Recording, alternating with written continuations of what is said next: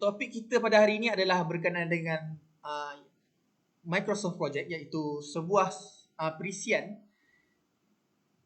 yang dicipta oleh Microsoft untuk kegunaan projek-projek lah. So, mari kita mengenali lebih dalam lagi apa itu Microsoft Project. Alright. Semua dah makan ke? Ada baik-baik So, Microsoft Project ni sebenarnya amat besar sebenarnya skop dia. So, banyak dia memang dicipta khas untuk kegunaan dicipta khas untuk pengguna yang ingin yang nak develop project daripada starting sampailah execute. So, okay. Dah banyak kali ulang ni Microsoft Project kan. So, kita terus je lah.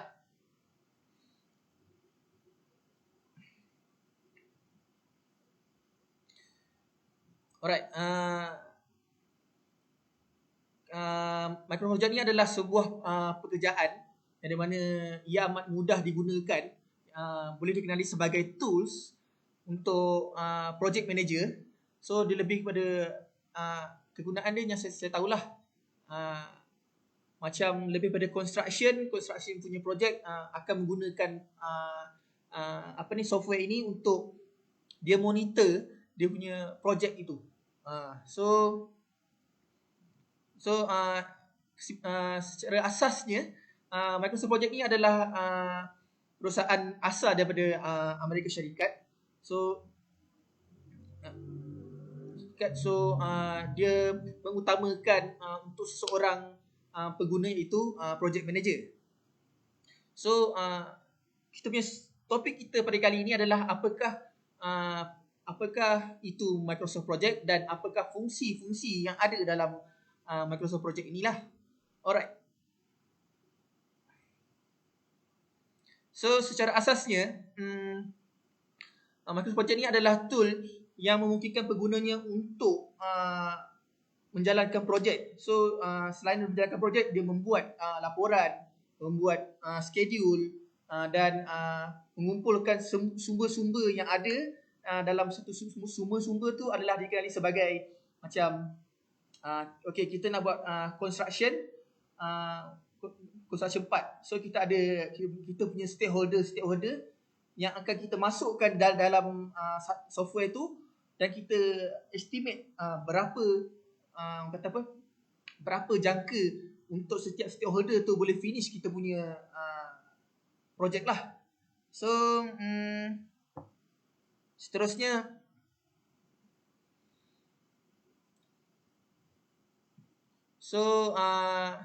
secara prioritasnya untuk projek ni dia harus diselesaikan saat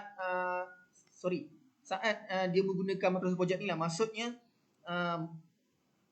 apabila menggunakan Microsoft Project, so dia punya expectation dia, dia punya priority dia adalah dia nak menjalankan projek tu.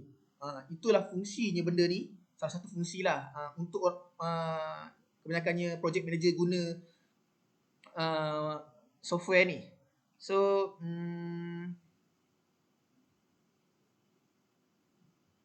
so kita pergi kepada seterusnya. Kita pergi kepada fungsi-fungsi dia. Sebelum saya pergi lebih lanjut lagi, kita pergi dekat dia punya interface dia, software dia macam mana. So, kita pergi fungsi-fungsi dia. Fungsi-fungsi yang ada dalam Microsoft Project ni adalah kalender. So, dengan fungsi ini dia dapat kita susun jadual. So, kita dapat spreadkan task tu kepada setiap anggota. Dia lebih dikenali sebagai stakeholder lah untuk tu. So, kita bagi task-task siap-siap untuk kita punya team agar dan waktu dia agar benda tu dia dapat siapkan dengan sempurna lah. Okey, kita estimate dah siap. Okey, untuk untuk projek ni stakeholder untuk untuk marketing dia boleh promote ni sekian dalam masa 5 hari.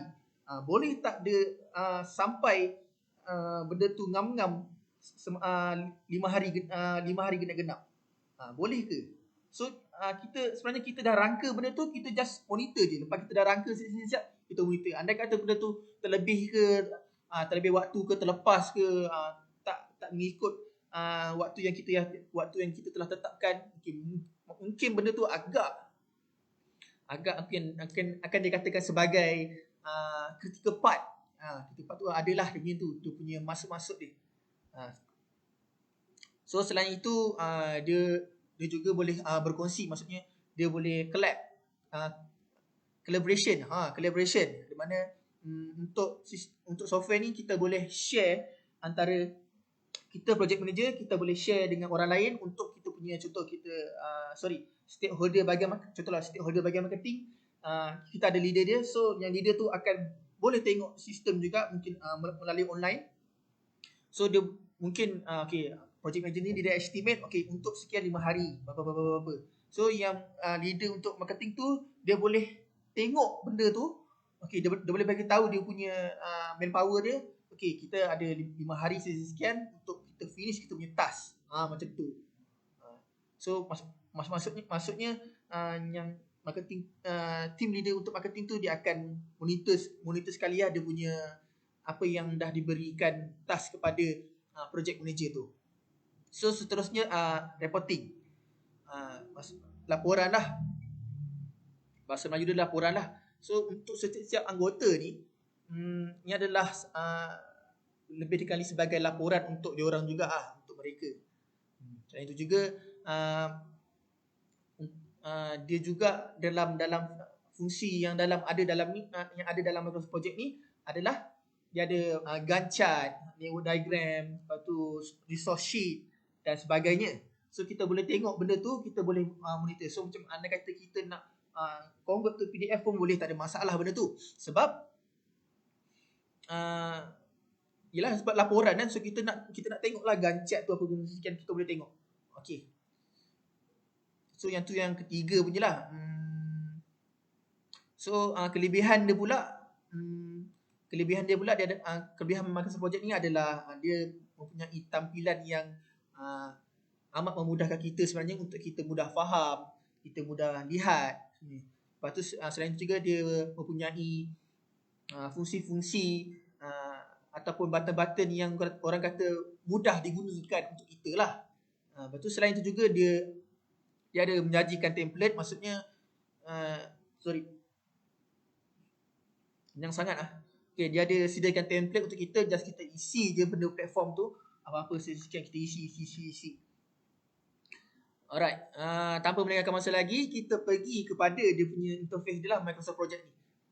Sebenarnya Microsoft Project ni nampak sebenarnya Microsoft Project ni adalah software yang orang kata mungkin mengambil masa yang agak lama. Tak adalah agak lama sebenarnya kalau betul-betul belajar. So sebab sedangkan Excel yang orang selalu guna tu pun, kalau kita nak banyak lagi fungsi-fungsi dia yang Microsoft sediakan,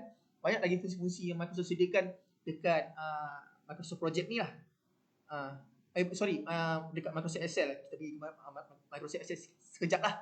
Sebab dekat Microsoft Excel tu banyak benda yang mungkinlah kita dah expert bahagian ni, tapi ada lagi certain part yang kita tak belajar.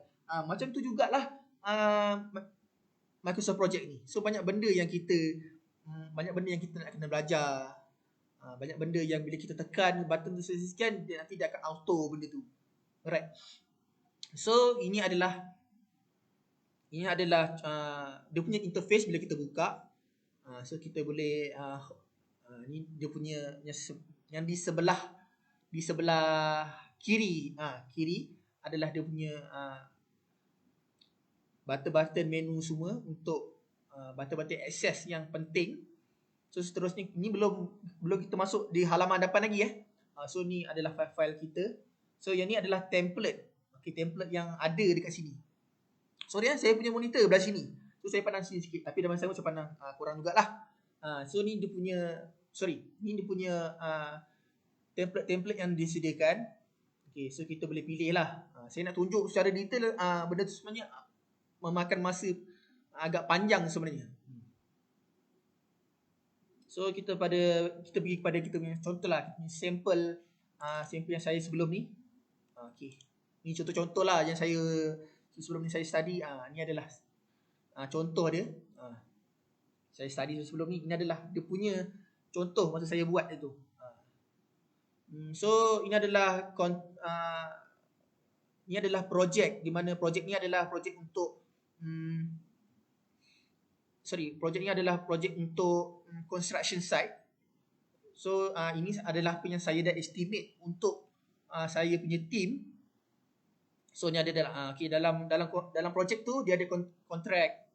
Ni adalah orang kata dia punya task paling besar sekali. Ini sub task. Ini sub task. Dan ini adalah main task. So main task ni macam orang kata stakeholder lah. Okay, contract, document, bid contract, review, sekian. Ni foundation, site work. So ni ada sub task dia. Sub task ni lah adalah yang memainkan peranan. So macam macam untuk document, review and revision. So 25 day. So dia akan estimate bila kita tekan 25 day starting daripada kontrak. So nanti bila kita tekan tarikh, dia akan siap keluar. Kita nak berapa hari. Kita boleh pilih predecessor ni adalah predecessor ni apa yang nak ditunjukkan untuk predecessor ni adalah contohlah kalau macam kalau andai kata dia ni supply contract site plan. So 3. So maksudnya dia akan refer kepada 3 ni lah. Betul. Yes. 3 ni. Finalize 3 supply. Betul. So maksudnya untuk supply contract site plan ni dia dalam masa sama dia mempengaruhi juga supply construction agreement. Ibarat macam tu lah. So kita boleh take note benda ni. Macam tu. So resource name dia siapa dia punya ni. Siapa dia punya manpower dia untuk jalankan task ni. So ni ada builder, client. Ni semua ada punya manpower dah, resource name. So seterusnya ni semua yang kita dah estimate siap-siap lah. So sebelum tu untuk document review and revision ni contohlah kita untuk satu task ni untuk satu stakeholder ni orang kata kita dah siap untuk subtask ni berapa hari boleh siap benda tu. So kita boleh letak siap-siap 25. Benda macam tu. So bila kita dah letak siap-siap semua, kita akan dapat dia punya ni lah. Ni ada Gantt chart dia. So bila tekan macam ni, ni dia punya ni. Yang ni dia punya duration. Duration dia anda kata dia lepas duration. Yang untuk kalau korang perasan lah, ni dia yang orang kata Gantt chart lah untuk biru ni kan. Dia memanjangkan sana berapa hari dia sampai. Hari ke berapa sekian. So untuk Saturday dengan Sunday ni kalau korang perasan dia dah memang highlight yang benda ni. So kita akan nampak benda tu. Korang nampak tak? Agak. So itu adalah dia punya fungsi-fungsi dia lah. So macam amat memudahkan kita sebenarnya kalau kita tengok benda tu. Sebab dia ada line garis tu kan. So kita boleh nampak task ni sampailah di excavate. Sampai dia habis waterproof semua. Ni contoh. Bukan setakat construction saja untuk task ni. Benda-benda lain pun boleh buat juga. So ni Gantt chart dia. Dia lebih kurang je macam Excel semua. Tapi kita boleh linkkan semua benda ni dekat dekat Gantt chart ni. Yang ni saya cakap tadi, calendar, network diagram, resource sheet. So network diagram kita boleh tengok. This one lah. Kalau yang betul-betul kalau kita belajar punya, yang kita nampak ni saya tak pasti. Tapi kalau yang untuk ni merah ni, benda tu orang kata dia terlebih. Saya tak pasti, tapi kalau macam untuk yang part ni kita boleh, kalau kita belajar betul-betul, dia ada critical part yang di mana projek tu dia tak memenuhi tarikh tu, macam dia terlebih. Kita estimate untuk benda tarikh tu 5 hari, dia terlebih. So kita boleh tengok, okey, yang ni terlebih macam tu ibarat dia. So benda tu amat memudahkan kita sebenarnya lah. So seterusnya dia ada juga resource sheet. So resource sheet ni kalau kita guna betul-betul, kita boleh letak siap-siap setiap department apa benda tempat dia. Kita boleh masuk siap-siap dan kita link dengan kita punya network diagram tadilah. Kita punya Gantt chart tadi. So bila kita link dengan benda tu, so kita boleh tahu kita punya gaji, dan masa sama kita boleh tahu bajet orang tu berapa sekian, apa yang kita dah peruntukkan dalam masa yang sama. Kita dah tetapkan kos tu berapa.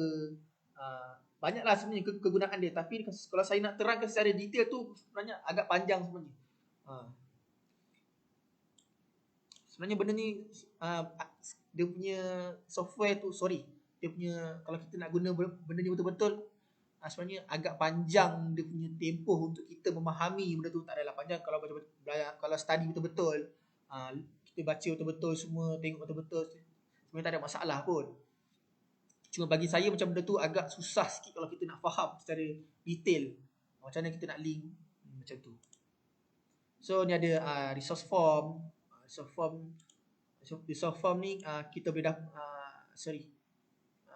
setiap kita yang kita dah rate, macam kos-kos tu kita boleh letak siap. Ni macam ni tak ada kan, sebab untuk kita tak bagi lagi task tu harga-harga semua, bajet semua. So dia takkan tolak lah benda tu. Dia takkan terlebih sebab kosong kan. So seterusnya kita pergi kepada ini antara yang salah satulah. Excavation tadi install one day. So, apa yang digunakan sepanjang task tu nak berlangsung, apa yang digunakan, berapa hari semua, off day ke tidak, jalan kerja ke tidak, untuk waterproof tu berapa hari ambil masa untuk kita siap benda tu, macam tu. So ini adalah dia punya feature-features yang ada di sebelah kiri saya lah. So kita boleh macam-macam lah. Korang boleh try guna software ni kalau nak develop projek, nak monitor projek. So korang boleh guna benda ni sebenarnya. Amat memudahkan kita. So saya rasa setakat itu sajalah.